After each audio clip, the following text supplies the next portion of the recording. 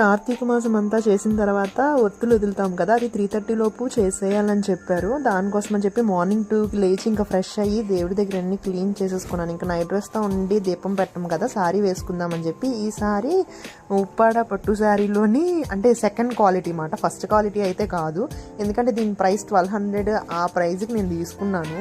లక్కీలో అనుకుంటా, నాకు గుర్తులేదు. అంటే చాలా ఇయర్స్ అయిపోయింది, ఒక 4-5 ఇయర్స్ అయిపోయినట్టుంది. దీనికి బ్లౌజ్ నేను అప్పట్లోని బ్లౌజ్ 500కి ఇది మగ్గం వర్క్ చేయించుకున్నాను. అంటే కొంచెం ముత్యాల టైప్లో వచ్చి, దానికి ఇప్పుడు మగ్గం వర్క్ చేయించాలి అంటే కనీసం 1000, అంటే మగ్గం మీద బ్లౌజ్ పెట్టాలంటే 1000 అవుతుంది అంట.